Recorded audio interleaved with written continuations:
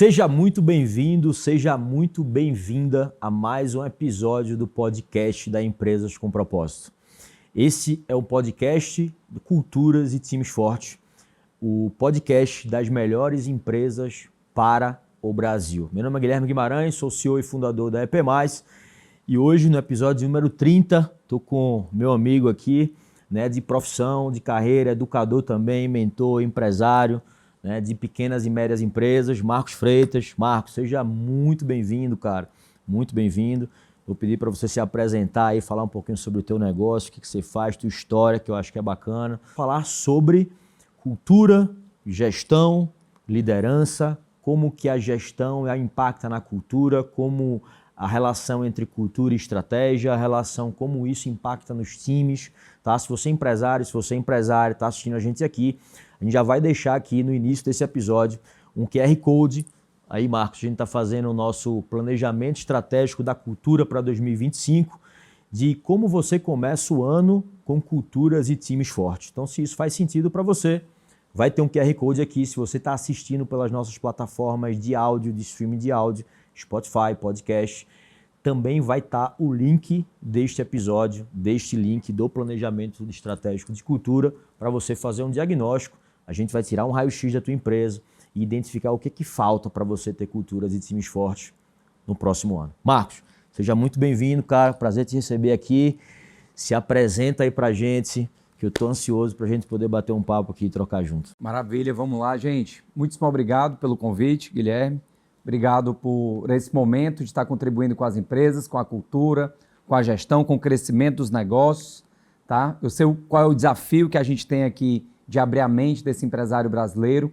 Eu sou um ex-estoquista, um ex-peão, comecei ganhando R$300 por mês, fiz parte daquele time que todo mundo falava mal da empresa e eu não entendia como é que as pessoas falavam mal da empresa, se era dali que saiu o sustento da gente. Então não fiquei amigo dessa turma, graças a Deus, dentro da empresa. Escolhi trabalhar, casei cedo, com 21 anos casei, minha esposa tinha 16, até hoje sou casado, pai de 3 filhos. E continuei trabalhando. Fiz conterrâneo, né? Nordestinos. Nordestino. Tu é pernambucano, né? Sou pernambucano, eu sou cearense, estou residindo aqui em São Paulo já há algum tempo também. E, cara, fiz todo aquele crescimento tradicional dentro de empresas, né? Sempre entendi que do trabalho que saia meu sustento. E fui estoquista, vendedor de plano de celular, gerente, diretor.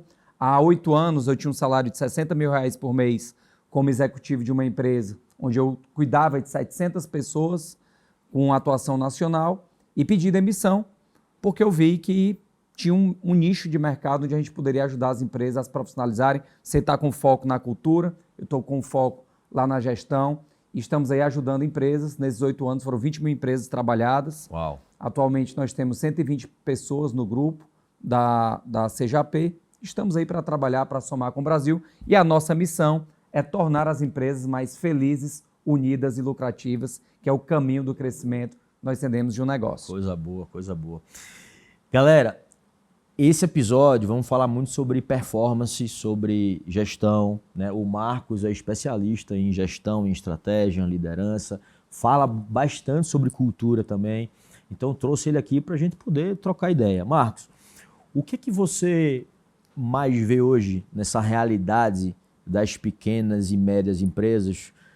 Qual é a maior? Eu quero começar, eu gosto sempre de começar com as coisas ruins primeiro. Depois a gente vai começar a falar sobre as coisas boas, né?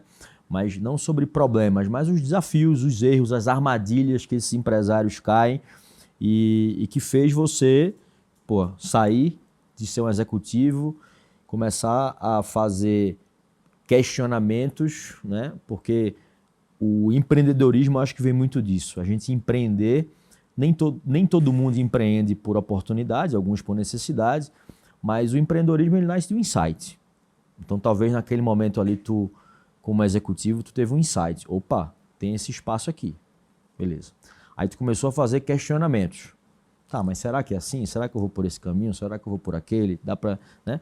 E aí depois começa a vir possíveis, né? Você vai juntando as coisas ali e você faz o teu modelo de negócio. Como é que foi esse desafio aí e o que você olha hoje para trás e vê nessa realidade de pequenas e médias empresas? Quais são as maiores armadilhas que essas empresas caem na tua visão? Vamos lá. Eu participei de uma reunião quando a empresa que eu trabalhava faturava R$500 mil mês. Quando eu saí, essa empresa está faturando R$1 bilhão ano. E nessa reunião tinha um consultor empresarial e ele perguntou para os donos, qual é o jogo que vocês querem jogar? Você quer jogar o jogo do amador ou o jogo da profissional? E eu lembro que eu fiquei olhando ali, né, muito jovem, 24 anos como executivo, pensei, que jogo, cara, que esse cara está perguntando? Mas aquela pergunta responde à tua pergunta. As pequenas empresas, elas precisam escolher qual jogo que elas querem jogar. Se o jogo da amadora ou da profissional. Então, o grande risco, primeiro problema, é que as pequenas empresas, elas se mantêm com visão de pequeno. Elas se mantêm numa síndrome de vira-lata, de cachorro morto, de que porque ela é pequena, ela não cresce, mas ela esquece que toda empresa grande um dia foi pequena. Então, se toda empresa grande um dia foi pequena, por que algumas empresas se tornaram grandes? Pelo caminho do profissionalismo. Então, o primeiro ponto que está travando o crescimento de empresa pequena é a posição de amadora. Não tem número, não tem planejamento, não tem gestão, não tem clareza na cultura, não tem visão de futuro. Estava conversando com o Pedro Janot e uma pequena empresa, uma grande empresa é a pequena empresa que fez as coisas certas, né? Mas toda empresa começa pequena, mas tem as empresas que começam pequena com cabeça de empresa pequena e tem as empresas que começam pequena com cabeça de empresa grande. E muito da cabeça da empresa é a cabeça do dono. É a cabeça do dono, totalmente. Que aí eu iria para o segundo ponto Totalmente. que trava uma empresa, o dono centralizador. Totalmente. Tem aquele dono que se acha o cara mais importante do negócio. Se você é o cara mais importante do teu negócio, tu tá morto. Tu tá morto. Você precisa ter pessoas mais importantes que você. O papel do dono é dar a visão, é dar o ritmo, é dar a cultura, é dar o patrocínio. E no processo de crescimento da empresa, ele tem que ir montando suas áreas, que na nossa metodologia são 3. A gente pega uma empresa e separa em 3 blocos. Tá? Bloco de vendas, você tem que trazer gente comprando teu negócio constantemente, com estratégia ativa de vendas. O bloco de operação, que é o dia a dia da empresa, que geralmente é onde o empresário se engancha. E o bloco financeiro, que eu chamo de bloco do resultado dos outros 2 blocos. Tá? E aí você tem a cultura que costura tudo e pessoas ali dentro que vão fazer o negócio operar. Então, muita empresa pequena não cresce porque ela está girando em torno do umbigo do dono. E ele gosta disso. Só que ele acha legal isso, só que ele esquece que ele não pode tirar férias, ele dorme mal, ele não confia nas pessoas, ele não tem processo, ele não tem reunião, ele não tem número, e ele mesmo está se prejudicando ali dentro do negócio. Por isso que eu acho lindo o capitalismo. Você pega farmácias que nasceram no mesmo ano, onde uma farmácia está com o mesmo dono, que só ele compra, só ele vende, só ele organiza, e você tem farmácias como a Pague Menos, que tem mais de 1000 operações no mesmo país, com a mesma moeda, com a mesma mão de obra. Tá? Essa é a beleza do capitalismo, ele é muito meritocrático no crescimento de empresas que querem avançar e querem crescer. Tu acha que isso é a mentalidade do dono, então? Total. Talvez num primeiro passo é a mentalidade do próprio dono. O que é que mais impede as empresas de crescerem hoje? Na maioria delas é o dono. Tu quer um exemplo? A gente está no governo Lula, certo? E aí tem gente que gosta, tem gente que não gosta. Mas uma coisa que é inquestionável, tem gente que dentro do governo Lula vai crescer e tem gente que vai quebrar. Teve gente no governo Bolsonaro que cresceu e teve gente que quebrou. Teve gente no governo Sarney que quebrou e que cresceu. Então, quando muda governo, você precisa se adaptar ao novo jogo, às novas regras. Mas se o dono tem aquela mente de que agora não dá para contratar, de que agora não dá para crescer, ele decidiu. Mas aí eu quero fazer aqui um desafio para a tua audiência, para todo mundo que esteja assistindo a gente. Hoje, tem alguém vendendo mais do que você? A resposta é sim. Hoje, tem alguém que ganha mais do que você? Sim. Hoje, tem alguém que contrata melhor do que você? É sim. Então, é muito da visão do dono. Eu posso problematizar e justificar no externo, ou eu posso olhar para dentro e dizer o que eu posso fazer, o que eu preciso fazer a partir de agora do meu negócio. Que é aquele lance, né? Eu falo muito isso. Cara, se você me der uma semana, eu vou achar dezenas de empresas do mesmo segmento que o teu, que estão indo muito bem, obrigado. E que estão crescendo, e que está num ritmo legal, e que todo mundo está indo bem, que está tendo lucro, as operações estão fluindo, o processo está fluindo. Mas se você também me der a mesma uma semana, eu vou arrumar centenas, talvez milhares de empresas que estão vendendo almoço para comer o jantar do mesmo segmento que o teu. Então, onde é que tu quer, né? Onde é que tu quer balizar?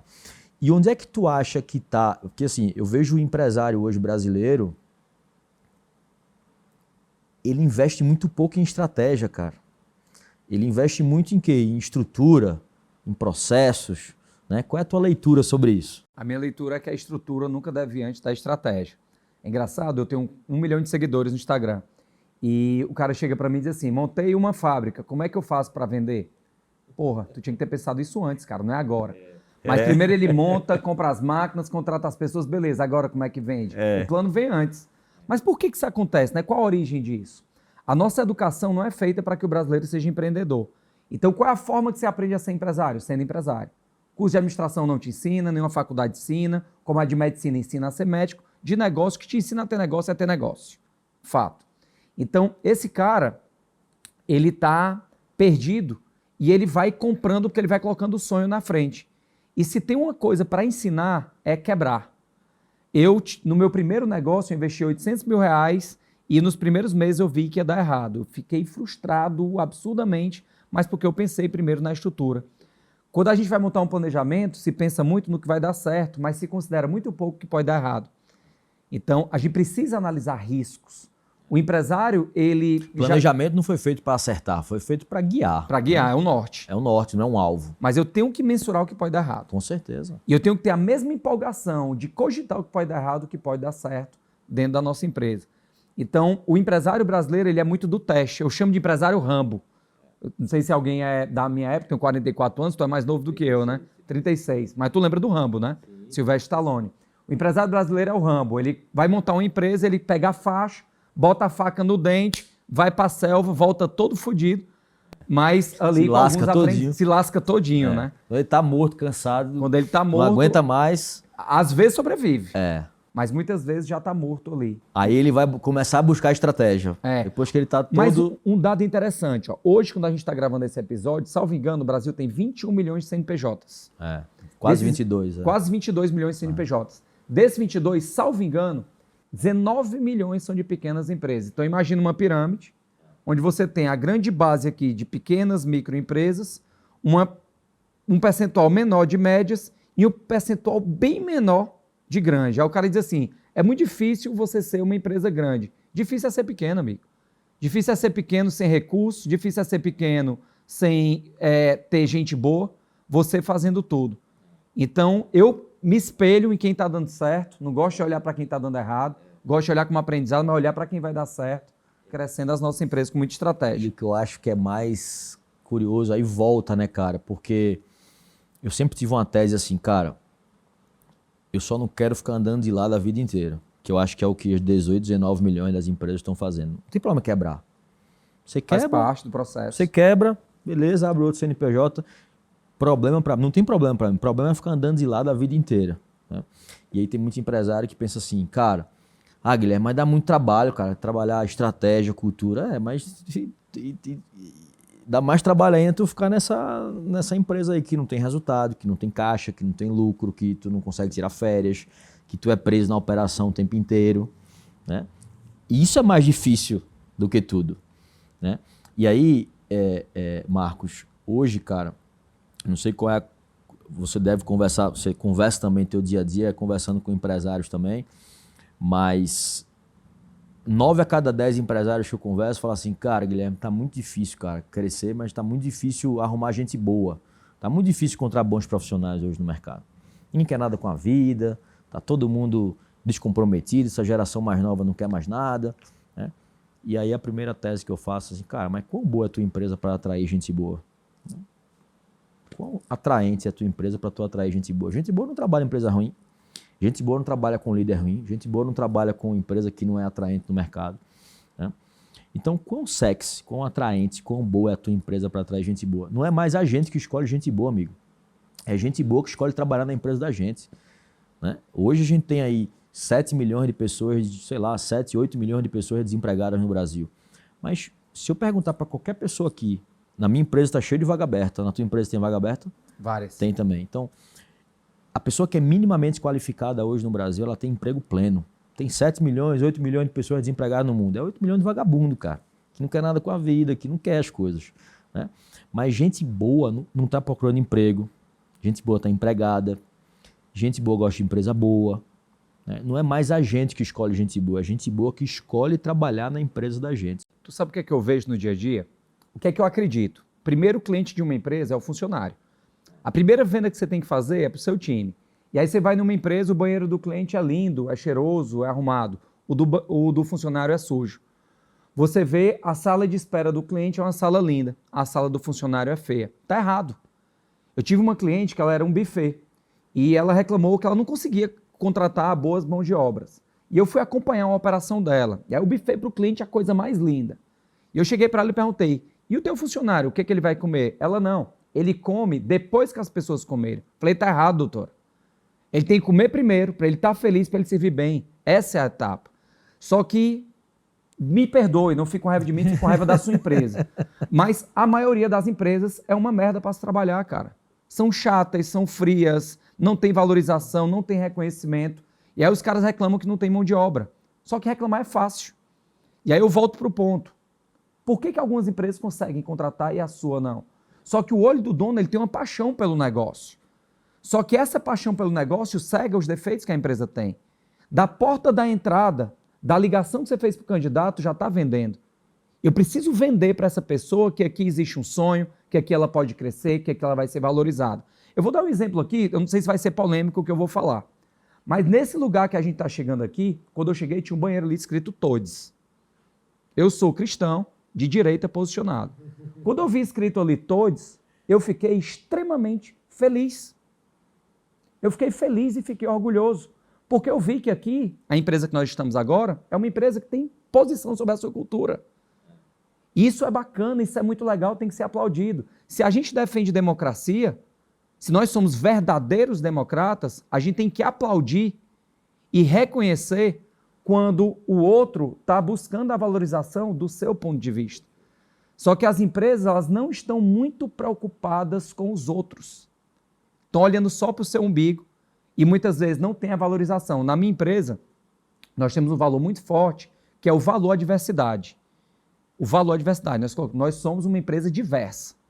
Só que nessa diversidade, eu não vou te valorizar por ser... Eu tenho muitos LGBTQIA+ na empresa, muitos nordestinos, como eu na empresa. E eu sempre digo, eu não vou te valorizar pela tua cor ou pela tua região. Aqui dentro você é gente. Aqui dentro você é um ser humano. Aqui dentro você vai ter todo o respeito do mundo. Você vai ser bem tratado. Aqui dentro você cresce. E essa é a nossa cultura. E esse é um ponto que as empresas precisam entender, que cultura da sua empresa é do jeito que você quer, como a daqui. Não tem certo e errado. Não tem certo ou errado. Existem culturas que as pessoas se identificam e culturas que as pessoas não se identificam. Perfeito. Eu falo que empresa, cara, não é uma democracia. Porque, e principalmente cultura, muito menos cultura. Cultura não é uma democracia, empresa não é uma democracia. Sou eu, é você que está na frente, que está no risco, que está no lucro, mas também que está no prejuízo, se a empresa der ruim. Né? Às vezes o funcionário da gente, ele está hoje, mas não está amanhã.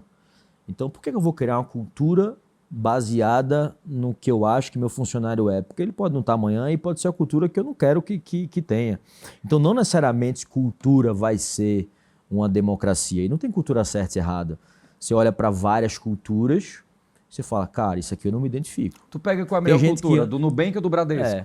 Então, mesmo segmento, as duas são bilionárias e completamente diferentes. Qual é a certa? Pois é, e tem gente que fala assim, pô, eu não me identifico com a cultura da religião cristã. Então, beleza, cara. Assim, tá tudo certo. Você só não vai nunca ser atraído para aquele lugar. Vou te contar uma história sobre cristã. A minha esposa foi fazer um processo seletivo para um candidato e a minha empresa é uma empresa cristã. Teus valores, tem... É o primeiro, cristã. E aí... O candidato, a gente gostou demais do candidato, minha esposa gostou do candidato, a RH gostou do candidato. No final, vamos reforçar a nossa cultura. Primeiro valor, nós somos empresa cristã.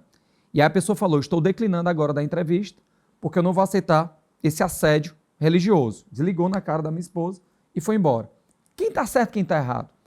Não tem certo nem errado. A empresa está certa em se posicionar e o candidato foi extremamente honesto em se posicionar. Então, eu acho que eu sou muito a favor do respeito, cara, de aceitar o ambiente dessa empresa. E eu fui funcionário, eu trabalhei em 6 empresas. Eu sempre entendi, quando eu entrava numa empresa, eu tinha que respeitar aquelas regras e aceitar do jeito que ela era. Se eu não gostasse, eu saía. Se fala muito hoje empresa tóxica, é um termo. Essa empresa é tóxica, essa empresa é tóxica. E eu comecei a estudar. Eu tenho mais de 20 mil empresas, passaram por nós, Eu tenho 200 consultorias atualmente e eu cheguei à conclusão que uma empresa tóxica é uma empresa que não está alinhada à sua cultura. Se tu entrar na XP, tem um monte de gente morre de feliz pelo ritmo alucinado da XP. E tem um monte de gente que morreria dentro da XP porque não quer aquele ritmo alucinado. Quem está certo, quem está errado? Não tem. Agora, eu funcionário, eu preciso lembrar que é uma escolha minha também ficar dentro dessa empresa. Ao invés de ficar falando mal e reclamando, pega as tuas coisas e vaza, meu irmão.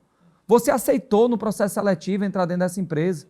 Então eu acho que falta mais honestidade às pessoas falarem o que realmente pensam e o que aceitam. Eu penso assim, quando a gente fala sim na contratação de uma pessoa errada, automaticamente a gente está falando não para a pessoa certa. Mas a recíproca também é verdadeira. Quando algum candidato fala sim para uma empresa que não tem aderência aos seus valores, automaticamente ele está dizendo não para a empresa dos sonhos deles, cara. Então, um fato feito esse teu, do candidato falar, cara, isso aqui não, tá certíssimo ele. Ele tá errado? Não, ele só não se identifica com aquilo. Agora, tem um papel nosso como empresário, né?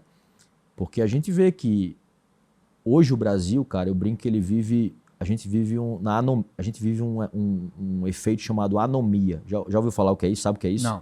Anomia chama-se completa ausência de valores. A gente não confia num padre, a gente não confia num pastor, num presidente, num político, num senador, nas maiores autoridades, num juiz, nas maiores autoridades do Brasil hoje, né? E aí muito se fala assim, o Brasil, a única solução para o Brasil, a saída para o Brasil é a educação. A educação, não, cara, não é educação.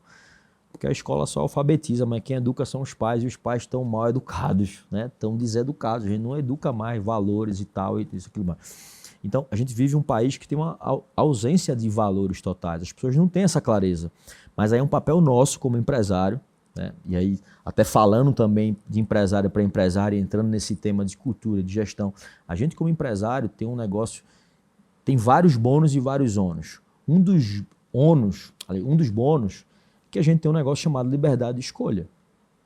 Eu tenho o direito e o papel de escolher quem são as pessoas que eu vou trabalhar na minha empresa e quem não vai. Quem são as pessoas que eu vou escolher como sócio, quem são os produtos e serviços que eu vou trabalhar, com que público eu vou trabalhar ou não. Concorda comigo? Perfeito. A gente tem a liberdade de escolha. É um dos bônus, né? Tirando os outros centenas de ônus. Então, eu vejo que é a gente como empresário que não está sabendo contratar as pessoas certas, ou não está sabendo fazer esse processo de filtro na contratação. Tem empresa que diz que não tem cultura, né? Mas toda empresa tem uma cultura. Se ela está escrita, se ela está organizada ou não, mas a tua empresa tem uma cultura, ela tem um jeito de ser. Se eu não tiver essa clareza de como eu quero que jogue o meu time, eu não vou saber trazer as pessoas certas para a minha equipe. Eu não vou saber trazer. Então, antes de falar das pessoas, olha para dentro de casa.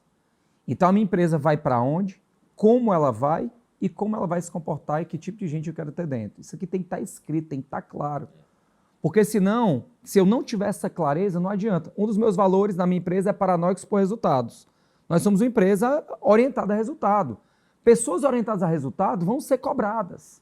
E tem gente que detesta ser cobrado. Quem detesta ser cobrado não trabalha no ambiente de pressão. E tá tudo certo, cara. É liberdade de escolha para ambos os lados. Que aí é o lance de o óbvio precisa ser dito e quando a gente tem clareza, tanto a empresa quanto o candidato, e a gente num processo seletivo também a gente consegue ser transparente, cara, essa aqui é a minha cultura. Faz sentido para... Ou, né, que é o que a gente... É uma coisa que a gente tem muito, a gente cria todo um processo de contratação hoje, Marcos, baseado em cultura. Perfeito. A gente vê que 100% das empresas contratam pela técnica, algumas contratam pelo perfil comportamental e raras contratam pela aderência aos valores, né? Geralmente a pessoa sai por esse último. E geralmente os desligamentos, 90% dos desligamentos estão aqui. O que a gente faz é o oposto. Então eu inverto a ordem, contrato primeiro pelos valores. Se a pessoa não está aderente com isso, e se eu não identifico que ela tem aderência com isso, cara, eu não quero nem olhar o restante. Eu vou ser crucificado por uma coisa que eu vou falar agora. Mas eu contratei muitos executivos recentemente para a minha empresa. E eu fiz 2 perguntas para eles que a minha esposa e o RH ficam assim olhando para minha cara. Assim, tá tomando algum remédio para ansiedade? E a pessoa olha para mim, não, por quê? Eu falei, porque pessoas com alta característica de ansiedade não podem trabalhar com a gente. Pessoas com alta característica de ansiedade, trabalhando num ambiente de extrema pressão, de uma empresa que está dobrando ano após ano, nós vamos ser tóxicos para você. Então não entenda como desrespeito a minha pergunta para você. Eu estou amando esse ser humano quando eu estou lhe perguntando isso, porque eu não quero lhe fazer mal. Eu não quero lhe fazer mal. Total. Eu acho que uma das etapas, inclusive, que a gente tem feito muito lá na empresa, a gente também está crescendo, né? Início do ano a gente tinha acho que 8, 9 pessoas, está com 27 agora, está em 28, está indo para 35. Hoje tem 2 pessoas novas aqui embaixo, está entrando um onboard de 2 novas pessoas, então a empresa também está crescendo. E uma das etapas do processo seletivo hoje que eu gosto de fazer, óbvio, além da gente começar por cultura, é depois, óbvio, dependendo do nível hierárquico que a pessoa vai entrar, quando são níveis de liderança eu entro. Tem alguns cargos que eu não entro mais, mas a empresa hoje inteira faz. Cara, é uma etapa só para falar das coisas ruins que a gente tem aqui dentro. Porque tem muita gente só vendendo a coisa boa, vendendo que é um sonho, vendendo que é um mundo cor-de-rosa, vendendo que isso aqui é tudo legal, vendendo que... Mas e quem é que está vendendo os problemas, os desafios? Se o cara aguenta pressão, se o cara tem que ficar, né, às vezes, trabalhar e ter que entregar um pouco mais, se o cara... Que é isso que você está falando, é chegar e dizer, cara, tu tem problema com ansiedade? Porque a minha empresa, quem tem problema com ansiedade, talvez não vai funcionar. Então... É um ato de amor que você está fazendo com o próximo, por mais que algumas pessoas achem estranho, mas, cara, estou te prevenindo, né, de talvez uma possível doença, porque o Brasil é o país mais ansioso do mundo. Não sei se tu sabe desse cenário. O Brasil é o país mais ansioso do mundo, o segundo mais depressivo do mundo e o quinto mais estressado do mundo. Olha que negócio louco. Por isso que o tigrinho vende muito, né?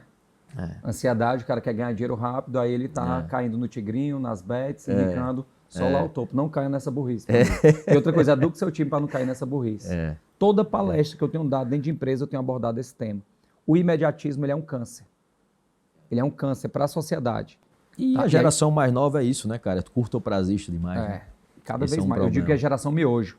Ela entra em 3 minutos, ela quer ser CEO. Ela quer ser o miojo em 3 minutos fica pronto, em 3 minutos o cara quer ficar milionário, quer crescer, porque viu um ou outro pilantra na internet dizendo que você pode ficar rico em 1 mês, 2 meses. Quando venderem facilidade, pessoal, corra que é golpe. Eu concordo. Todo dinheiro fácil, corra que é golpe. Quando me dizem assim, você ensina sobre gestão de empresa, você sobre cultura. Você vai acabar com os problemas da minha empresa? Eu falei, só tem um jeito de acabar com os problemas da sua empresa, fechando. E fechando, tu ainda vai ter 5 anos de problema. Dependendo do lastro que tu tiver aí, das besteiras que tu fez, com CLT, com imposto, etc. A empresa é uma máquina infinita de problemas, né? Agora eu queria voltar no ponto que tu falou sobre o processo seletivo, de falar o que está errado, né? Eu estava com um problema com o gestor agora, que ele falou, mas a minha área não tem processo. Aí eu falei, mas na sua entrevista foi dito isso. Você foi contratado para ser um diretor, para estruturar os processos. Em que momento não ficou claro para você isso? Só que o fato é que as pessoas mentem.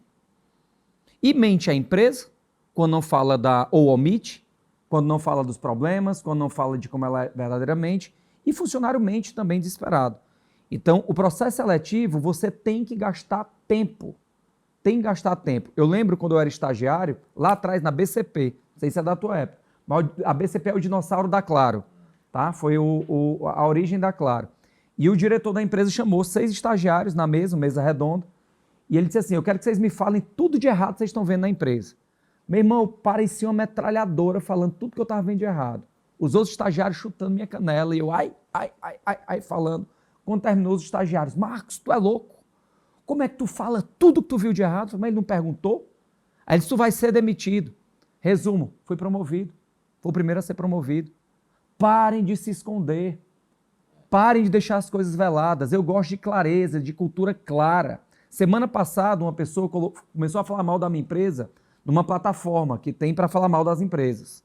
E na hora que eu vi ali, eu printei e coloquei no grupo da empresa. Olha, pessoal, algum ex-funcionário está falando mal da empresa e ele citou esses 4 pontos. Nisso aqui ele não tem razão, nisso ele não tem, nisso aqui ele tem razão. Ele reclamou que a gente está com falta de tecnologia. Ele está certo, viu? Inclusive, estamos trazendo o CTO para a empresa para estruturar isso. Coloca os problemas na mesa. Traz mais verdade na mesa. Está tudo muito velado. As pessoas não jogam aberto. Então, a empresa precisa criar um ambiente para que as pessoas possam ser elas mesmas, alinhadas à sua cultura, e que a cultura da verdade seja o normal da tua empresa.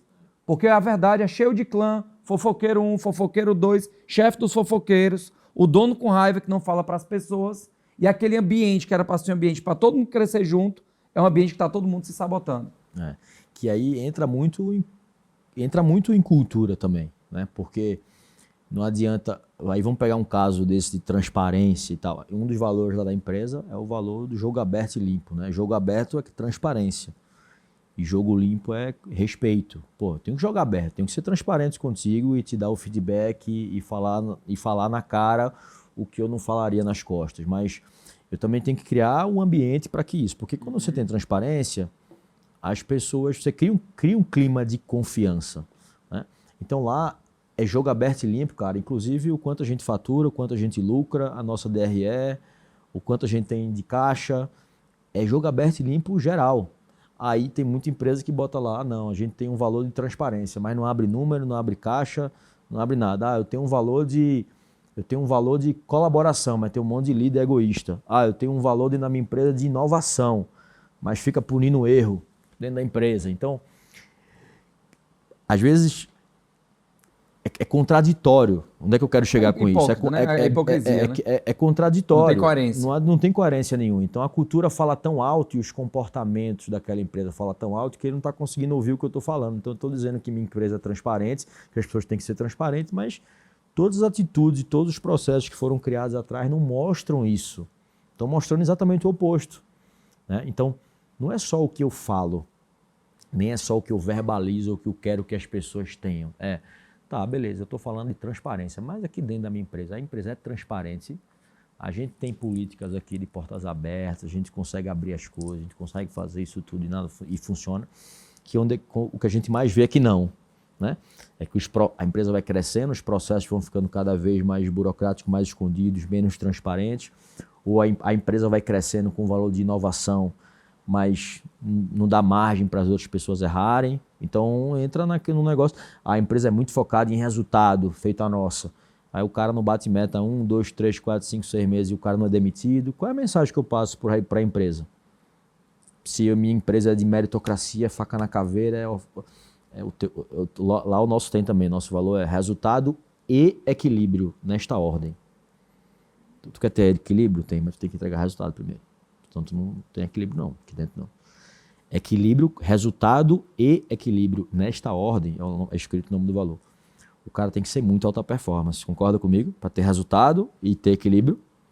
Ou então a meta está muito folgada e muito errada. Então, como que a gente faz? Como a gente se comunica? Como a gente, como dono, principalmente, está, né, tá também tomando as decisões? Às vezes eu não preciso nem falar, cara. É uma atitude minha, um comportamento meu, um comportamento teu, que ressoa para a empresa ou enfraquecendo a cultura ou reforçando cada vez mais a cultura. E se tudo isso está escrito e você, como dono, não vive isso, é igual criança, amigo.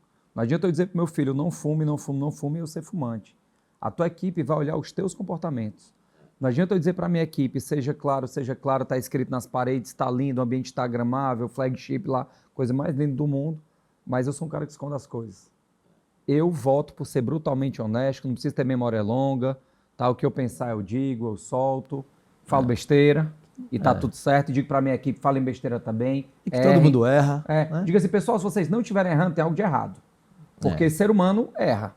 Só não erra quem tá parado, quem não tenta. Uma planta não erra, ela tá parada ali, ela vai ser aguada. Agora um ser humano que não errar é o pior funcionário do mundo. É o que não erra, o que sabe de tudo e o que nunca é com ele. Aquela pessoa que ela nunca está errada, ela sabe de tudo, tudo que você fala ela já sabe, e que nunca é com ela, sempre é o outro. Então é o tipo de gente que eu não quero na minha empresa. Eu quero gente que erra, eu quero gente que não sabe um monte de coisa, e eu quero gente que assume a responsabilidade. É melhor segurar um doido do que ficar empurrando um burro preguiçoso. Perfeito. Né? É meio que isso, né? Praticamente é isso. Marcos, vamos falar um pouquinho, você está com 120 funcionários hoje? Vamos falar um papo de empresário para empresário, olhando para as nossas empresas hoje, mas tu fala muito sobre gestão e tal. Eu vi que no teu modelo, inclusive, tu falou de 3 pilares, né? Que é vendas, operações e finanças, e linkando um pouco de gestão, né? Tem muita gente que fala assim, mas eu estou quebrando meu negócio quebrou, o Brasil quebra, não sei quantos CNPJs fecham hoje no Brasil e no mundo por má gestão financeira. Aí eu olho e falo, mas será que é má gestão financeira mesmo? Né? Qual é o maior centro de custo, talvez, hoje dentro de uma DRE? Se o top 3, top 1, 2 ou 3 não for gente, talvez na tua empresa, gente deve ser a segunda. O segundo maior centro de custo lá, talvez. Eu recebi Talvez hoje... seja maior do que marketing hoje na tua Eu recebi empresa. hoje a minha DFC de novembro, demonstrativo de fluxo de caixa. E o meu maior custo é gente. O meu quase 50%, que é uma empresa de serviço. Então quase 50% Ah, gente. quebrei porque eu não soube fazer gestão financeira. Não, amigo, você não soube fazer foi gestão de gente. Cara, o financeiro é resultado das outras áreas. Se a sua empresa tem um problema financeiro, esse problema certamente foi gerado por falta de planejamento, vendas baixas, ou vendas com excesso de desconto, ou venda do produto errado, ou compra errada que eu gerei superestocagem, ou compra num prazo curto e eu vendi num prazo longo, ou por uma operação que está inchada. O teu problema financeiro nunca é de origem financeira. O teu problema financeiro sempre é originado pelas outras áreas. Então você que está assistindo a gente tem um problema financeiro, tenha certeza absoluta. Imagina um time de futebol. Você tem atacante, meio de campo, zagueiro. Zagueiro e goleiro é financeiro. Se eu tirar meio de campo e ataque, eu vou levar gol a todo instante. Se eu faço muito gol, eu posso até minimizar ter um financeiro frágil. Mas o teu problema financeiro certamente será uma origem das outras áreas. Para isso eu tenho que ter uma estruturação comercial muito bem feita, uma operação muito bem feita. Preciso ter números, porque a empresa não morre da noite para o dia. Ah, as empresas morreram da noite para o dia. Morre não, amigo. Empresa não morre de infarto. Empresa morre a conta-gotas. Empresa morre a cada dia. E ela vai morrendo por ausência de análise dos números. E aí quando o cara diz assim, a estratégia é caro contratar a empresa do Guilherme, é caro contratar a do Marcos. Cara é não ter conhecimento. Claro é se manter na cegueira. E aí você pega o médico que estudou medicina para ser médico, o advogado estudou direito para ser advogado e o empresário estudou porra nenhuma. Porque ele quer ser o quê? O Rambo. Ele se fode para depois pedir ajuda. Não espere se fuder para depois pedir ajuda. Desculpe meu português, claro e objetivo aqui. Mas a sua empresa não precisa estar lascada para pedir ajuda. E eu aprendi isso na marra. Eu falei que eu entrei numa empresa que faturava 500 mil e quando eu saí faturava 500 milhões ano. E todo santo ano a empresa tinha 2, 3 consultorias. E eram 3 sócios extremamente competentes, mas eles diziam, tem um monte de coisa que a gente não sabe, graças a Deus, e o que a gente não sabe, a gente levanta a mão e pede ajuda. Pessoas inteligentes levantam a mão e pedem ajuda. Você compra tempo, né, cara? A gente mesmo agora tem, sei lá, vai para 30 pessoas na empresa, a gente deve estar com umas 4 ou 5 consultorias rodando. E eu estou com consultoria dentro da minha empresa. Simultaneamente rodando dentro da nossa empresa. Perfeito. Também, né? Então não tem como. O empresário, ele abre a empresa por ele achar que sabe fazer muito bem um trabalho técnico, ele acha que pode abrir uma empresa que faz esse trabalho técnico. Que é a operação. Né? Então, é um barbeiro. Se um barbeiro fosse abrir uma empresa, ele abriria uma empresa de quê? Barbearia. Barbearia. Se um dentista fosse abrir uma empresa, tu acha que ele abriria uma empresa de quê? Um consultório odontológico. Um médico vai abrir uma clínica. Né? Um arquiteto vai abrir um escritório de arquitetura. Só que é só o produto, né? Então as pessoas acham que um cara que é representante comercial, representante de vendas, passou 20 anos trabalhando como representante comercial, vai abrir empresa de quê? De representação comercial. Não, eu era área comercial, então para mim a empresa era só a venda. Eu não olhava para financeiro. Então a primeira pancada que eu levei era porque eu olhava só, eu sempre fui atacante. Então como atacante Romário, fazer gol, fazer gol, fazer gol, fazer gol. E eu agora nesses quase 12 anos como empresário, foi que eu aprendi que eu tenho todo um time. E o dono da empresa é o presidente do clube, o técnico é o gerente, e eu tenho que ter uma estratégia de time aqui para ver se a minha equipe vence ou não. E aí eu queria entrar muito nesse tema, que eu acho que a minha empresa também está crescendo. A gente está crescendo 2 vezes por ano, você também, os últimos 2, 3 anos a gente vem crescendo 2 vezes por ano. A audiência que assiste a gente também, ela vem crescendo também, que é o nosso público. E é muito no lance de mentalidade. Eu acho que é muito mais sobre o que mais impede as nossas empresas de crescerem, às vezes, mais 2 vezes por ano no próximo ano. Está na nossa mentalidade. Então, no momento que eu paro de me desenvolver, que eu paro de buscar ajuda, que eu paro de fazer meu papel como estrategista, que eu paro de ir para o estratégico e ficar muito no operacional, porque sempre que eu tenho uma decisão entre operação e estratégia, o que acontece? Eu sempre vou para operação, cara. Vicia, é gostoso. Parece que é uma dopa. Não, mas é a sopa hormonal mesmo. Porque eu sempre fiz aquilo, eu sei fazer aquilo, eu tenho um resultado na hora, aquilo me dá uma sensação no meu corpo, que é os hormônios e a dopamina que eu preciso, a adrenalina que eu preciso. Eu tenho um controle. Eu tenho um controle. Se eu não fizer, eu acho que a operação vai parar e as coisas vão parar. E eu vejo um resultado no curto prazo, diferente do estratégico. Como é que é o trabalho estratégico? Eu nem sei fazer às vezes, eu não sei se vai dar certo. É um negócio que não é de curto prazo. É um negócio que não depende só de mim, que eu não tenho 100% do controle. É um negócio que eu tenho um exercício de fé, na maioria das vezes. É um negócio que nem todas as empresas têm, como você falou, gestão e os dados suficientes para poder bater lá e tomar uma decisão. Então a gente paralisa, a gente para, né?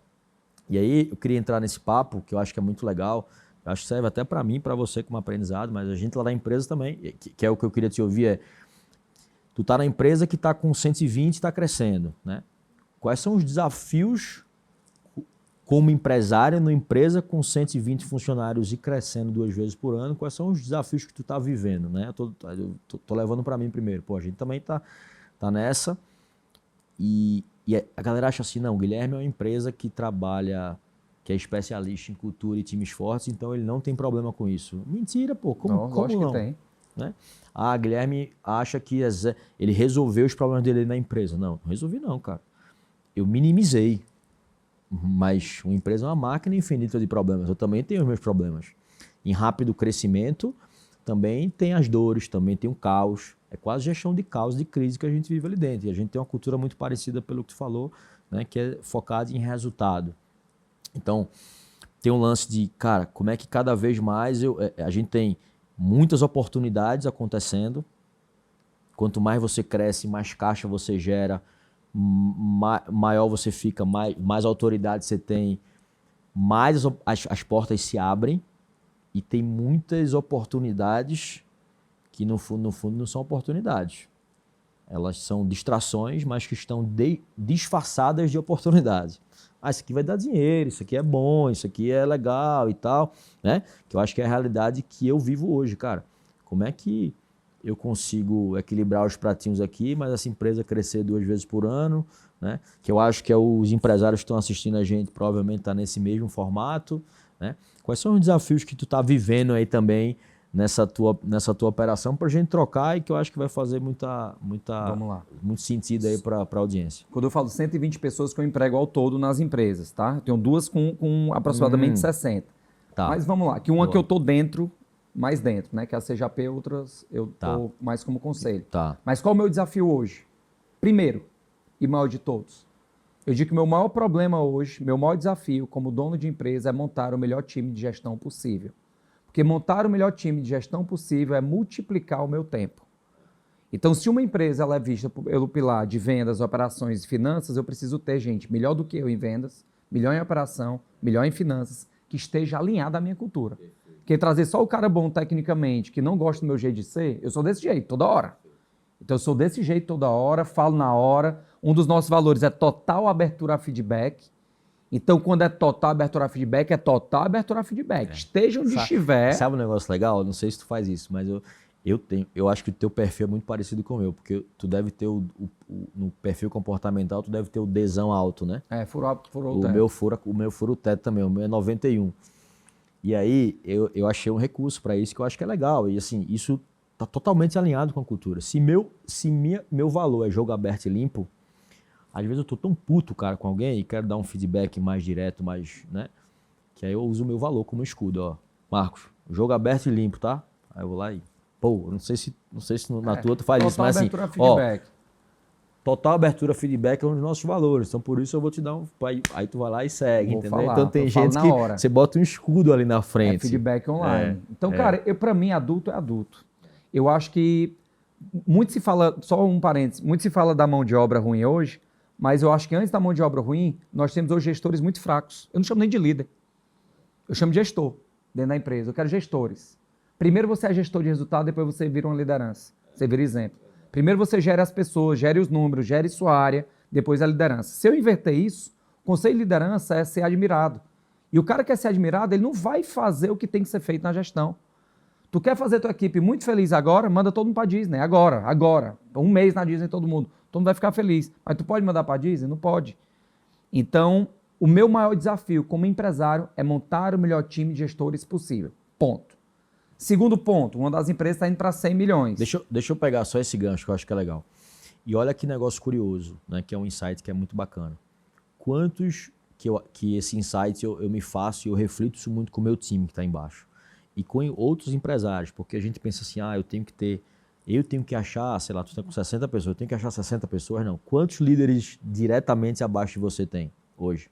Tu tem quantos líderes diretamente abaixo de você? Eu tenho hoje um CEO, né, um gestor de operações, e eu tenho 3 unidades de negócio, 4. 4 pessoas. Tu tem que achar 4 pessoas boas só. E cada um desses 4 tem que conseguir mais 4. Exatamente. Então, o lance não é um achar 200. O lance é achar 4, cara. Eu tenho que ser muito bom em achar 4 pessoas só. E aí eu tenho que gastar a minha energia, a sua energia como CEO de achar esses 4. Montei esses 4, esses caras estão redondinhos. Beleza, agora esses caras têm que achar os 4 dele. Você viu que tem 2 problemas, o meu e o teu. O meu eu resolvo. O meu eu achei, que é os meus 4. Agora o teu é o teu time que está embaixo, tu vai ter que achar e vai ser os teus 4. E a gente fica numa noia, às vezes, Marcos, que parece que não, eu estou com 500 funcionários, eu tenho que achar os 500. Não, cara, calma. Acha os teus 4 primeiro. A formação de time, ela tem que vir de cima para baixo. Tá? Então, eu vou achar primeiro os 4 que estão aqui, elas estando alinhadas com a minha cultura, os 4 para baixo vão achar com mais 4 ou 5 abaixo, os 4 ou 5 de baixo vão achar mais os 4, 5 de baixo, e aí a gente treinar essas pessoas a talvez achar isso, mas não fazer o papel delas, né? Perfeito. Só dando esse gancho que eu acho que é legal, que eu acho que faz sentido, porque muita gente ainda não tem essa mentalidade. Contratar e confiar, né? Porque também contratar e estar se metendo toda hora no trabalho do cara, pilar pra gente é confiança. Confiança com respeito. Então tu falou primeiro, aí tu ia entrar numa segunda que... Primeiro ponto, eu preciso ter os melhores gestores comigo. Isso vai me dar tempo para ficar mais estratégico, para pensar mais no negócio. E eu vou multiplicar a minha hora. Porque eu, você e o Bill Gates temos uma coisa em comum que não é a conta bancária.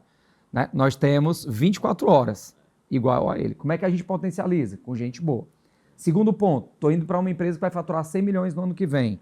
Eu necessito de tecnologia e processo, que é algo que eu, Marcos, não sou tão forte. Não é meu poder.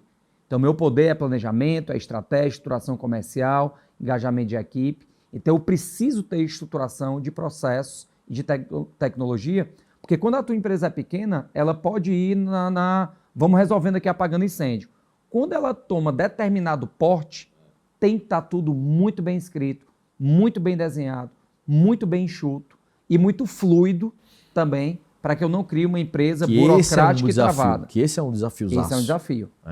E para mim, no ano de 2025, objetivo top 3 é estruturação dos processos e de tecnologia em todas as áreas, tudo desenhado, para a gente poder ir jogar um jogo de faturamento bem maior. Tu tá dizendo então que tu tá deixando de ser apenas uma empresa de educação e começando a virar também uma empresa de tech? Não, eu estou falando mais gestão interna. Mais internamente. A nossa empresa ela se posiciona como uma empresa de evolução empresarial. É uma nova categoria no mercado. Então existe a consultoria, a educação, nós somos evolução através de metodologias que nós criamos. A gente entende que independente do porte de uma empresa, ela tem que estar num processo de evolução. Exemplo, tem empresa que está há 20 anos no mercado, está muito bem, obrigado. Só que o cara começou a ouvir falar de inteligência artificial.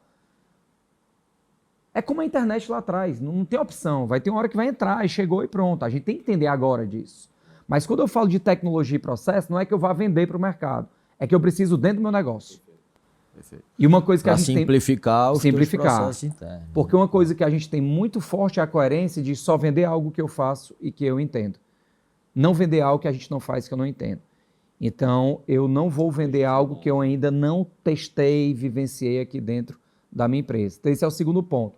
Terceiro ponto, então, gente boa na gestão, processo. Terceiro, que é algo que eu não olhava há muito tempo e eu estou olhando mais forte agora, que é posicionamento. A sua empresa ela tem que ter um posicionamento claro. A gente falou de cultura para dentro, vou falar de cultura para fora. A tua empresa tem que ter uma imagem. Você pega a Nike, tá? A Nike é a marca mais conhecida no mundo de tênis. Mas essa construção não foi da noite para o dia.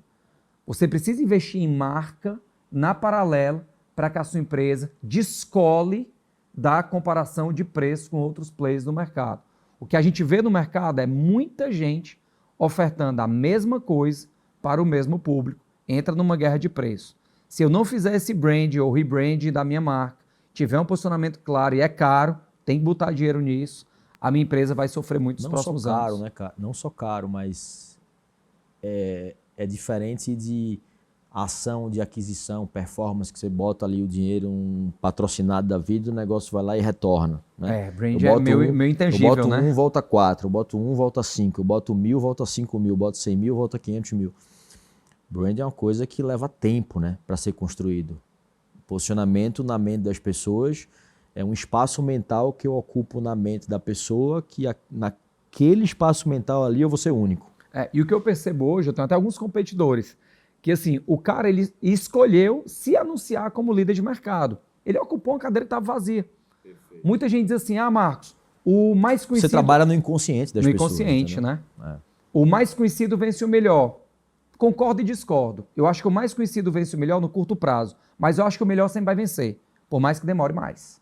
Por mais que demore mais. Só que não adianta você fazer o melhor brigadeiro do mundo se só você acha, ou se só você sabe. Então você precisa ter um posicionamento claro, e posicionamento para mim é a percepção do cliente. É o cliente perceber, lembrar e saber que você é a melhor, uma das melhores opções que estão aí no mercado. Marcos, deixa eu te fazer mais uma pergunta, cara, que eu acho que é muito legal aqui. Acho que a gente começou falando um pouquinho dos erros e tal, mas quais são as armadilhas que tu mais vê esses empresários caindo aí, né, nos dias de hoje atuais, principalmente final de 24, entrando em 25, um monte de coisa está acontecendo. Onde é que você mentora aí dezenas e milhares de empresários?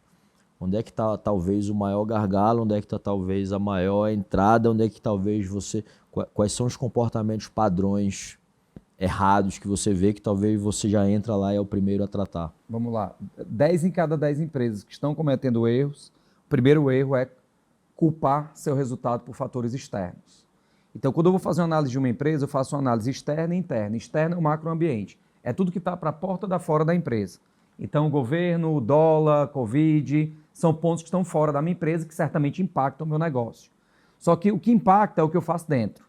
Então, o primeiro ponto é olhar para dentro da empresa, olhar mais para dentro do que para fora. Onde é que aqui dentro eu posso melhorar? Segundo ponto é valorizar a gente. Eu preciso trazer gente boa para o meu negócio. Eu preciso ter essa cultura, preciso ter essa clareza dentro do meu negócio. Terceiro ponto, e erro comum, centralização.